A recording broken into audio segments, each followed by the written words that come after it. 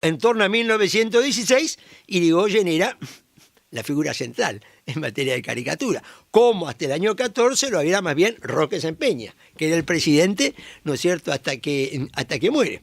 La caricatura, yo diría que en términos de comunicación moderna, dice más que la fotografía. ¿Por qué la caricatura dice más que la fotografía? Es decir, la fotografía me presenta una imagen, la caricatura me insinúa, me acentúa, ¿no es cierto?, y el mensaje entonces llega. Es decir, en realidad la caricatura va un paso más allá de la comunicación de la foto. Al acentuar, al destacar, ¿no es cierto?, es decir, al ironizar, está transmitiendo un mensaje mucho más, ¿no es cierto?, mucho más completo. Yo creo que cuando uno mira estas caricaturas sobre Irigoyen, mi opinión, las caricaturas sobre Irigoyen dicen más que la foto sobre Irigoyen, más que la foto sobre, ¿no es cierto?, sobre Irigoyen. Un personaje además tan hermético, diríamos, de poca palabra, de poco discurso, la expresión jugaba un papel importante, la expresión, las actitudes, y en las caricaturas uno observa esa captación, ¿no es cierto?, del personaje, ¿no es cierto?, en su profundidad. Yo creo que sobre Irigoyen, ¿no es cierto?, son muchas de las cosas que, ¿no es cierto?, que se pueden decir, pero yo a lo mejor me concentraría solamente en tres comentarios. Primero, uno que tiene que ver en 1880, ¿no?, y es el juicio de Jauretche sobre Irigoyen, ¿no es cierto? El juicio de Jauretche sobre Irigoyen como figura política en la crisis cuasi guerra civil o guerra civil de baja intensidad de 1880. Un texto, un párrafo que De Marco señala de una carta de Alem a un amigo un año antes de su muerte, donde evidentemente el amigo le ha hecho algún comentario sobre Irigoyen. Entonces Alem le contesta: mi sobrino, ¿no es cierto?, es que no tiene escrúpulo, es una poderosa fuerza política que yo solo sé hasta dónde puede llegar. Es decir, lo hacía en un comentario crítico, como diciendo, mire, mi sobrino que no tiene escrúpulo, ¿no es cierto?, es una poderosa fuerza política que yo solo sé hasta dónde puede llegar. Y acá vuelvo a este concepto. Yo le decía a Diego, Barovero ese día, después que terminó la reunión, le decía, mira, esta carta para mí es casi como una suerte de abdicación de Alem a favor de Irigoyen. Es un reconocimiento de Alem con que la fuerza y la capacidad política de Irigoyen para él se le hace insuperable de poder controlar, y que ha surgido una realidad frente a la cual él tiene que correrse al costado, porque él estaba respondiendo frente a un amigo que le decía que había que enfrentarlo a Irigoyen, que Irigoyen era un traidor, etcétera, etcétera, y la respuesta, ¿no es cierto?, es esta. Y acá es otro aspecto, ¿no es cierto?, que es la fuerza política, la vitalidad política, esa capacidad de lograr que los otros lo sigan, lograr que los otros hagan, ¿no es cierto?, lo que él quiere, ¿no es cierto?, que hagan. El tercer momento, vamos, ¿no es cierto?, al 1916, yo creo que acá Irigoyen, ¿no es cierto?, para mí entre el 10 y el 16 el Irigoyen político práctico, ¿no es cierto?, juega un papel absolutamente importante. Primero, cuando empezamos el periodo, es cierto, Irigoyen había tenido reuniones con Figueroa Alcorta, había tenido reuniones con Sempeña, pero no estaba del todo convencido de que había que entrar en el juego que le estaban ofreciendo.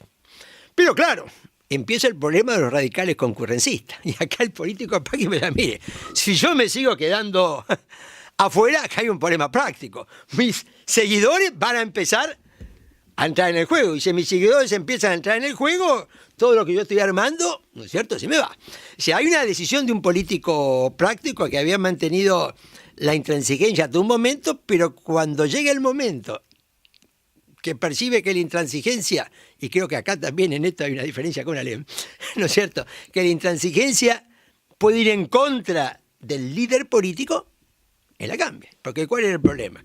Él no estaba seguro de entrar en ese juego que le ofrecían, no sabía si realmente a lo que había gestado le convenía, pero si no lo hacía, claro, es decir, la posibilidad de acceder al poder, de tener banca, de tener gobernaciones, como había pasado en Santa Fe, corría el riesgo que el partido se le fuera. Y ahí entonces toma el riesgo. ¿Y que fue un riesgo? No cabe duda.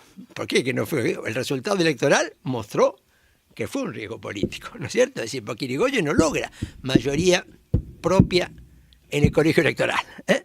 Y pasan varias semanas donde sobre ese resultado, ¿no es cierto?, no está muy claro qué es lo que va a suceder con el resultado electoral. No está muy claro para dónde van a terminar jugando los radicales concurrencistas de Santa Fe, que tenían la llave y que habían estado muy enfrentados con Irigoyen, ¿no es cierto? Sí.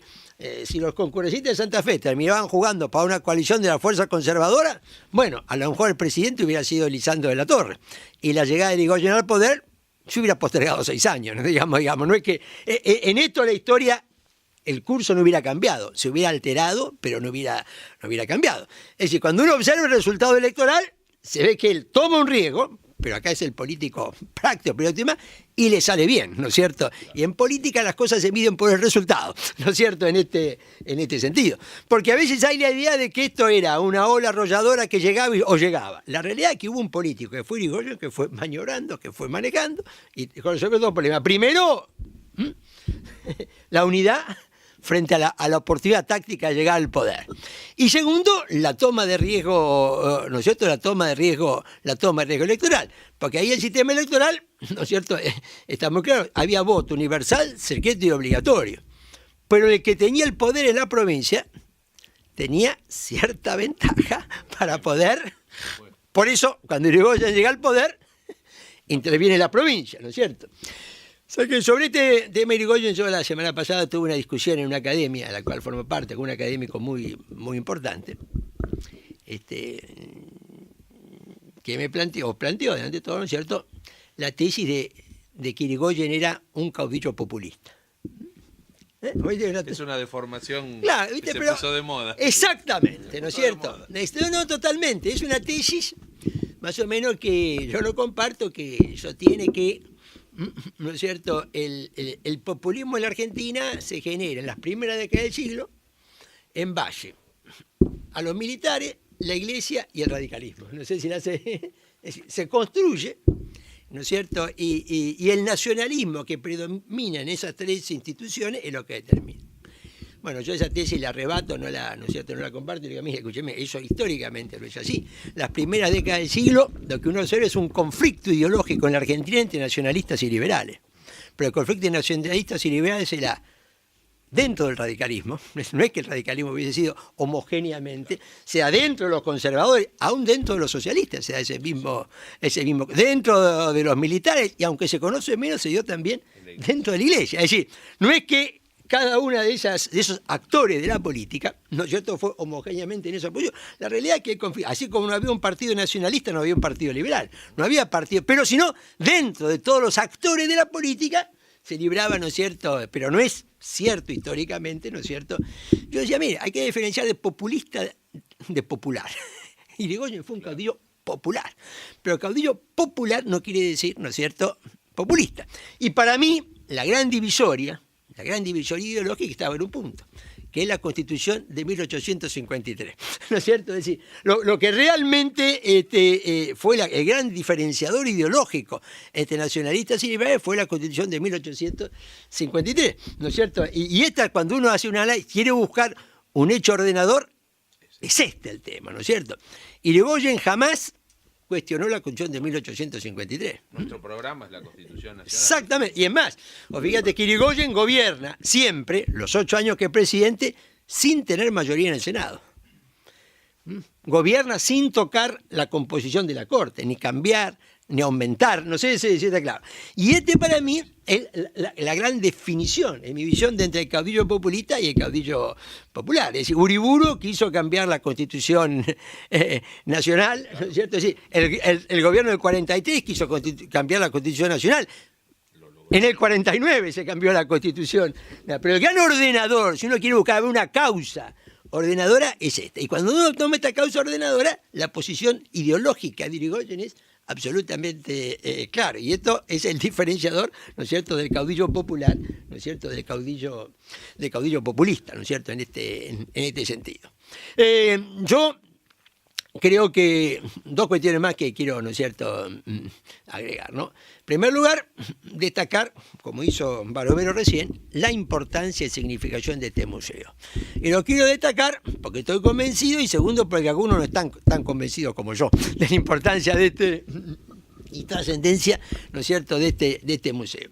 Primero, es difícil encontrar en el mundo museos dedicados al humor. ¿Cuántos hay, estimado amigo? Y hay 4 o 5.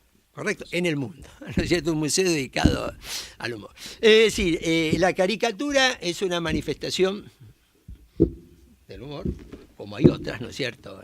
Como puede ser la actuación, puede ser el mismo la literatura. Lo que acá está expuesto es único. Yo personalmente he aprendido cosas en este museo. Vos fíjate, por ejemplo, yo no tenía conocimiento de la producción de dibujos animados nacional de los años 30 y los años 40, que uno puede ver acá. Sí, insisto, producción de dibujos animados nacional. Nosotros teníamos los años 30 y 40 una producción de dibujos, teníamos nacional, de la cual yo realmente no tenía conocimiento ni los había visto, ¿no es cierto? Que está. Sí, hay una cantidad de cosas que uno realmente, ¿no es cierto?, se entera. Creo que esto, ¿no es cierto?, el museo en absoluto, ¿no es cierto?, hace de la política un centro, pero así como se hizo esta muestra de Irigoyen en el 14, con motivo del centenario de las muertes Roca y Roque Sampeña, se hizo la muestra Roca y Roque, respecto a las caricaturas Roque, ¿no es cierto?, de Roque y Roque Sampeña, ¿no es cierto? Es decir, acá todo esto lo ha manejado Maradei, yo digo, con una gran apertura, ¿no es cierto?, en este sentido. Y yo creo que todos los esfuerzos que se hagan por mantener este museo en funcionamiento, que además está en un lugar realmente muy lindo, un lugar que, ¿no es cierto?, vale la pena que haya sido revalorizado, esto juega un papel muy importante. Donde además es un museo que por sus características, en un momento, ¿no es cierto?, donde los chicos están muy acostumbrados a la cultura audiovisual, se presentan las cosas de una manera, un dibujo animado, ¿no es cierto?, caricaturas que hace mucho más accesible, ¿no es cierto?, el conocimiento. Respecto a Diego Barovero, dos, ¿no es cierto?, dos palabras, ¿no es cierto? Irigoyen diría que Barovero es el gran defensor de la causa y el régimen, ¿no? La causa, ¿no? La causa y el régimen, ¿no es cierto? La causa. Realmente él es un hombre que, ¿no es cierto?, se ha transformado quizás en una militancia partidaria y política, ¿no es cierto?, en ocuparse de, ¿no es cierto?, en el recuerdo, ¿no es cierto?, de la figura de Irigoyen. Y yo creo que está haciendo una tarea realmente muy importante, una tarea muy positiva, porque hechos como el 2 de abril, ¿no es cierto?, hubieran quedado en alguna medida, ¿no es cierto?, en el pasado. Todo esto que ahora, ¿no es cierto?, el recuerdo de los 50 años del golpe contra Ilia, que para mí juega un papel muy importante, ¿no es cierto?, muy importante en el tema de, yo no voy a decir un contrarrelato, pero sí un recuerdo de la historia en términos más equilibrados, ¿no es cierto?, en este sentido. Él también ha sido el gran impulsor de una comisión que se ha ocupado de esto y en lograr que desde el Estado, ¿no es cierto?, se contribuya a que esto esté presente. Yo creo que el 12 de octubre, que son los 100 años de que Irigoyen llegó al poder por primera vez, ahora, ¿no es cierto?, tenemos que tratar de, ¿no es cierto?, aprovechar y revitalizar para que ese hecho sea recordado, ¿no es cierto?, en su dimensión. Los 100 años que llega al poder el primer presidente electo, ¿no es cierto?, por la ley, ¿no es cierto?, por la ley Sampeña, en este sentido. Entonces, yo creo que acá para mí se nos juntan varias cosas, se nos junta el reconocimiento del museo, que quiero destacar, ¿no es cierto?, que todo lo que podamos hacer para que este museo siga abierto, yo creo que vale la pena desde todo punto de vista que lo hagamos. Hugo ha entregado, ¿no es cierto?, un gran esfuerzo, una gran vocación ¿no es cierto?, en este museo. Recordar la figura de Irigoyen, como constantemente está haciendo Diego del Instituto Irigoyeniano, creo que es un tema realmente, una contribución muy importante desde el punto de vista político en la Argentina. Es decir, hay un filósofo marxista, Gramsci, siempre decía: el que impone su interpretación del pasado domina el futuro. El que impone su interpretación del pasado domina el futuro. Claro, entonces, desde esa perspectiva, ¿no es cierto?, destacar la figura de Irigoyen y esta fecha, 2 de abril, ¿no es cierto?, 12 de octubre, en su centenario, juega un papel realmente muy, muy importante. Y más allá de todo esto está en medio algo que es la caricatura. que es la caricatura. Que yo creo que es algo realmente muy importante, como dije recién, como forma de comunicación, pero que en realidad históricamente también ha sido una medida de la tolerancia política. Sí, claro. Una medida de la tolerancia política, ¿no? Cuando los gobiernos han sido intolerantes, lo primero que han hecho es enojarse con la caricatura. Ahora que estamos hablando de los 50 años del medio siglo del golpe contra Ilio, es el medio siglo de la clausura de Tía Vicenta. No sé si está claro. Es decir, ahora es el medio siglo, en un par de meses, de la clausura de la revista Tía Vicenta de Landrú de Colombia, ¿no? Cuando Onganía lo dibujaban como una morsa y se enojó y le hizo clausuró la revista Tía Vicenta. En gran medida, la caricatura ha sido. No hay presidentes que han sido muy tolerantes con la caricatura, que incluso han ido al teatro de revistas cuando los imitaban, ¿no? Era, Claro.